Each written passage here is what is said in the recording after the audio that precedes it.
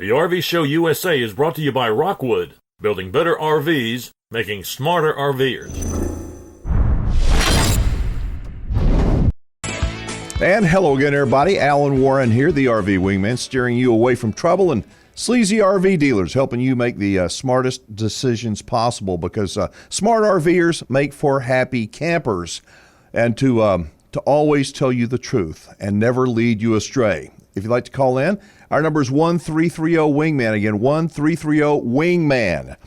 Now, in this opening segment, well, let's just say I'm going to do a little bit of rambling and give you some things to think about. Now, while this show is a show about RVing, it's about a lot more than just RVing. I got to tell you, the folks who listen to this show are some of the smartest RVers around. You know how they became so smart? For most, it's because they realize that they're just smart enough to get into a lot of trouble by making an emotional decision on buying an RV that they know so very little about. Imagine going to a blackjack table in Las Vegas, but you've never done it before. You've always wanted to play maybe, but you heard how people have won thousands of dollars by just starting out with a little bit. The only other thing that you know is that you just want to play and you want to have some fun. You sit down with the dealer who deals you two cards. It's a pair of fives. The dealer's got a 10 showing. You decide to stay.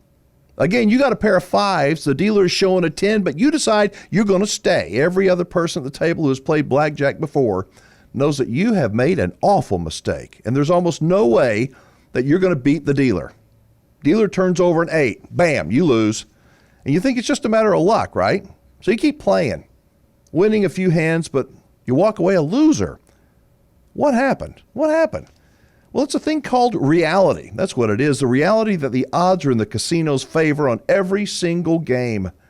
And those who do win are the ones who are either very disciplined or they're able to get up and walk away. Or maybe they're just extremely lucky. For most beginning blackjack players, they discover that the strategy is to understand the game, understand the odds, understand probability, and then play the game. And none of that is something that is typically considered as fun. Luckily for most beginning blackjack players, they'll lose a little bit of money, not enough to damage their credit, certainly not enough to put 12, 15-year, 20-year ball and chain of a bad RV loan around their neck. But buying a new RV is a big deal. Don't let anybody tell you anything otherwise. It is a big deal. And unlike the blackjack dealer who doesn't make one penny more, whether you win everything or you lose everything, an RV dealer's life depends on them making a profit. It depends on making sales. Employee salaries, overhead, payments, interest payments on millions of dollars of inventory, workman's compensation. RV dealers have a mountain of debt, and the only way they can clear that mountain is by making a profit. Now, there's nothing wrong with that. If the dealer can't make a profit, you may get the best deal ever on a new RV, but if they're out of business in a year or two or three, you are up the proverbial creek.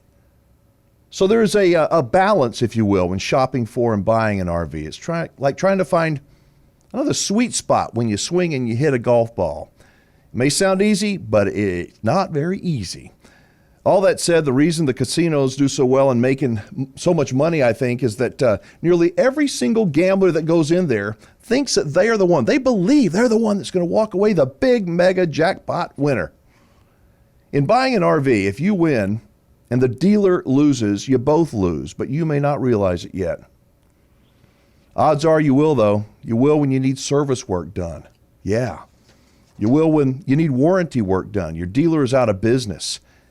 And you, as I said before, if that happens, you're up a proverbial creek without a paddle. So I encourage folks to go into the deal wanting the dealer to make a profit. Yep. And go in expecting for you to get the lowest price and the best overall ownership experience possible.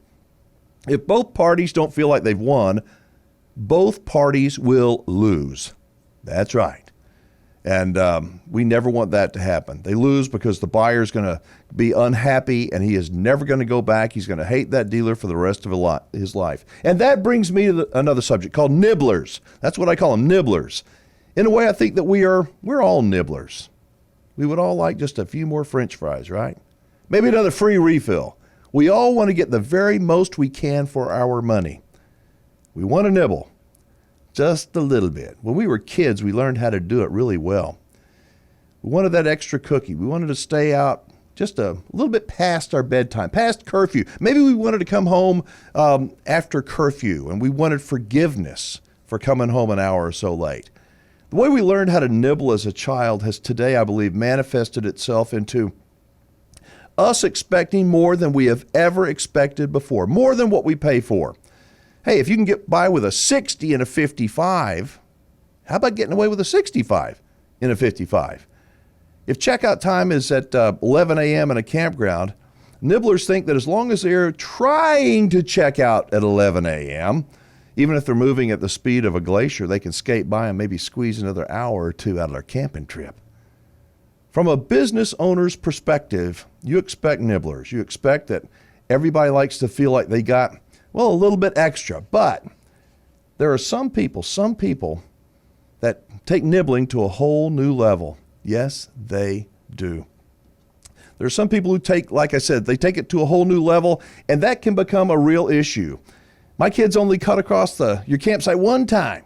My dog isn't barking that much. Nobody else has complained. It was okay last time we were here. The lady in the office said it was okay. Businesses expect nibblers. They do. Most of us accommodate a certain degree of nibbling. But when nibbling becomes mooching, when nibbling becomes an entitlement, when excessive nibbling becomes expected, it drives business owners crazy. It takes a saying that the customer is always right and throws it right out the window because they're totally wrong and clueless too most of the time. They fail to remember that, as I said a couple of minutes ago, that there is this sweet spot.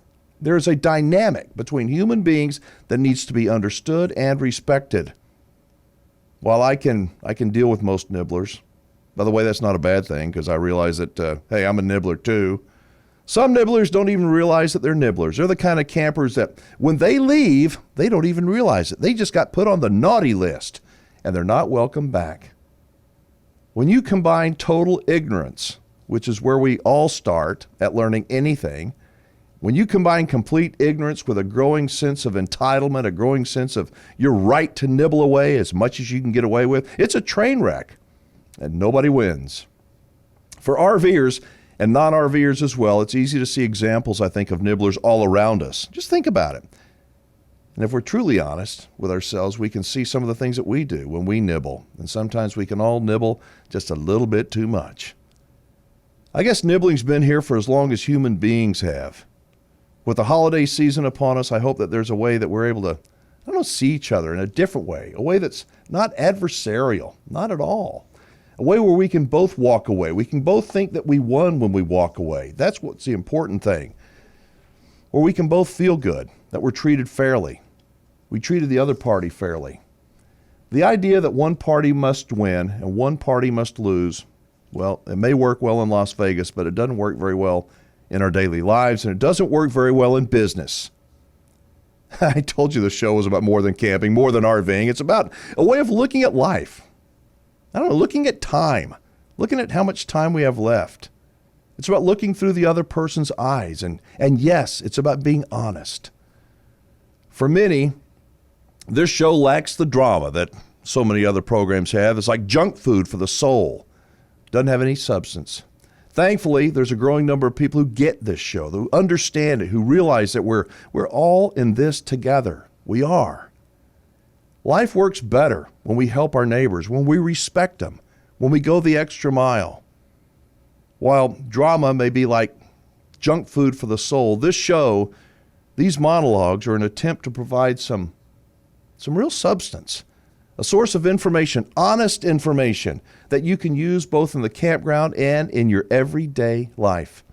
Because after all, we really are all in this thing together. For the millions of Americans who don't RV yet, and for those who do, I hope we're able to use the holidays as a time to do some soul searching. Dream about what could be. Consider how much richer your life might be if you could simplify, downscale some, even if only for a day or two on a camping trip. To go to bed, wake up only a few feet from those you love, enjoy a nice breakfast, sip a cup of coffee, make memories with your family that you can't make any other way. Hope some of this made sense. Would love to hear what you think. I'm Alan Warren, the RV Wingman. Call leave me a voicemail message at 1-330-WINGMAN. 1-330-WINGMAN.